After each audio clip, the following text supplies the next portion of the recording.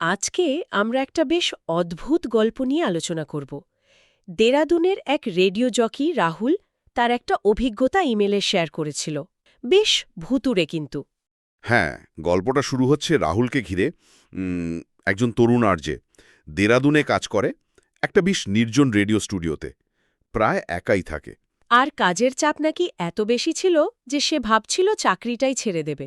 একদম। আর এই যে তার চাকরির প্রায় শেষ দিনে, মানে যেদিন ভাবছে চলে যাবে, সেদিনই একটা ঘটনা ঘটে। খুব বৃষ্টি পড়ছিল সেদিন। তখনই আরতি নামের একটা মেয়ে আসে স্টুডিওতে, তাই না? হ্যাঁ, আরতি এসে বলল যে সে নতুন ইন্টার্ন, রাহুলের বস পাঠিয়েছেন। রাহুল তো মেয়েটাকে দেখে বেশ মুগ্ধ হয়ে গেল। আর চাকরি ছাড়ার চিন্তাটা ওটা তখন মাথা থেকে বেরিয়ে গেছে। ঠিক করল, না, চাকরিটা করবে। এখান থেকেই তাহলে ব্যাপারটা আরও জটিল হতে শুরু করে। রাহুল আর আরতি একসাথে সময় কাটাতে শুরু করে।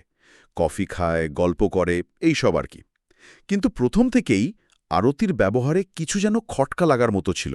যেমন কিরকম খটকা? যেমন ধরো, সে রোজ রাতে একা ফিরতে চাইত, কোনো গাড়ি বা কিছু ছাড়াই, এমনকি এমন জায়গা থেকেও যেখানে ট্রান্সপোর্টেশন পাওয়া কঠিন।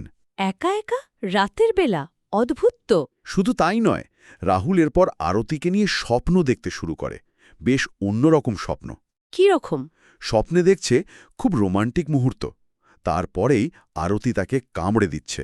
স্বপ্নে কামড়? আর সেটাই তো আশ্চর্য। ঘুম ভেঙে রাহুল দেখছে তার গায়ে সত্যি সত্যি কামড়ের দাগ। মানে স্বপ্নে পাওয়া কামড়ের দাগ বাস্তবে? এটা কি করে সম্ভব? এইখানেই তো ব্যাপারটা গোলমেলে হতে শুরু করে। স্বপ্ন আর বাস্তবের এই যোগসূত্রটা রাহুল প্রথমে ঠিক পাত্তা দেয় না। এড়িয়ে যায়। হ্যাঁ, সম্পর্ক এগোতে থাকে আর রাহুলের গায়ে ওই কামড়ের দাগও বাড়তে থাকে। মাসখানেক পর একটা ঘটনা ঘটে। রাহুল পুরনো একটা ছবিতে খেয়াল করে কি খেয়াল করে? আরতির মুখটা যেন একটু অন্যরকম। চোখগুলো যেন স্বাভাবিকের চেয়ে বড়, দাঁতগুলো কেমন লম্বাটে মনে হচ্ছে। সে কি? তাহলে রাহুল কি ভাবল? সে ভাবল হয়তো ছবির অ্যাঙ্গেলের সমস্যা বা নিজের চোখের ভুল। উড়িয়ে দিল ব্যাপারটা। আচ্ছা, তারপর? একদিন স্টুডিওতে কারেন্ট চলে যায়। বেশ কিছুক্ষণ ছিল না। সেই অন্ধকারে রাহুল আর আরতির মধ্যে ঘনিষ্ঠতা বাড়ে। হুম। এরপর রাহুল যখন আরতিকে বাড়ি ছাড়তে যায়, মেয়েটা তাকে একটা অদ্ভুত জায়গায় নামতে বলে। শহরের ধারে একটা পুরনো বন্ধ হয়ে যাওয়া কবরস্থান। কবরস্থানের সামনে? কেন? রাহুলও সেটাই জিজ্ঞেস করেছিল।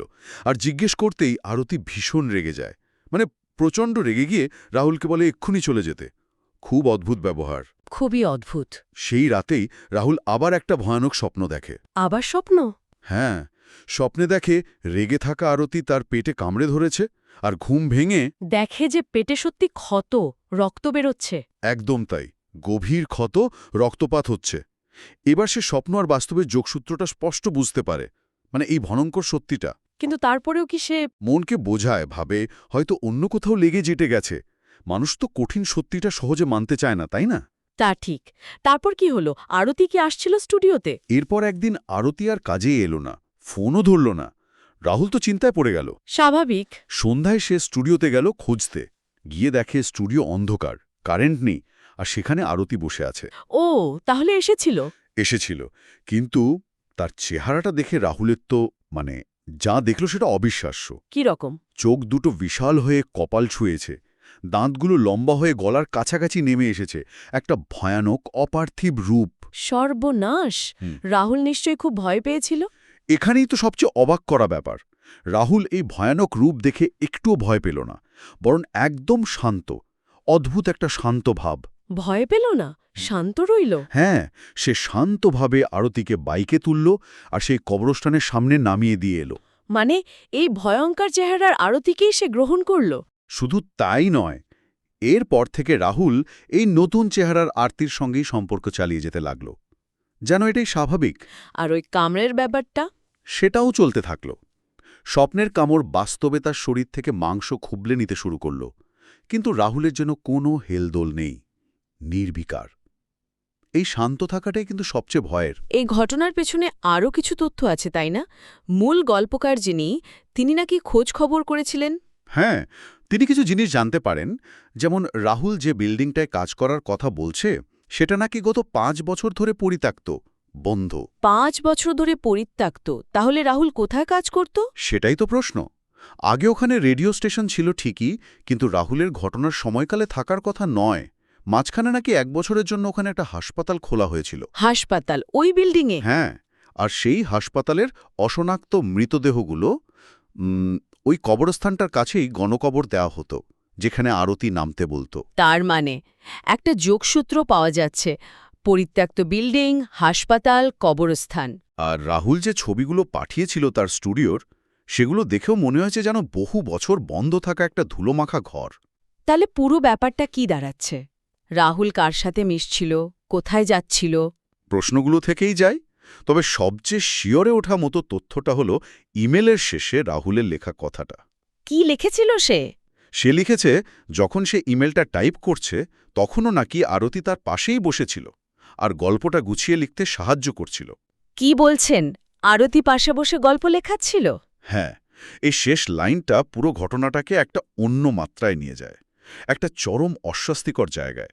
তাহলে রাহুলের বাস্তবতাটা ঠিক কতটা বিকৃত হয়ে গিয়েছিল? আরতি কি সত্যি কোনো অশরীরী সত্তা, ওই কবরস্থান থেকে উঠে আসা? নাকি সবটাই রাহুলের মনের ভুল? ওই পরিত্যক্ত বিল্ডিংয়ের একাকিত্ব, চাপ, হয়তো মানসিক বিভ্রম, অনেক কিছুই হতে পারে। রাহুলের শেষ পর্যন্ত কি হলো তা কি জানা গেছে? সে কি আদৌ বেঁচে আছে, স্বাভাবিক আছে? সেটা স্পষ্ট নয়। প্রশ্নটা ঝুলেই থাকছে। সে কি ওই ভয়ঙ্কর সত্তার সাথেই রয়ে গেছে, নাকি অন্য কিছু হয়েছে?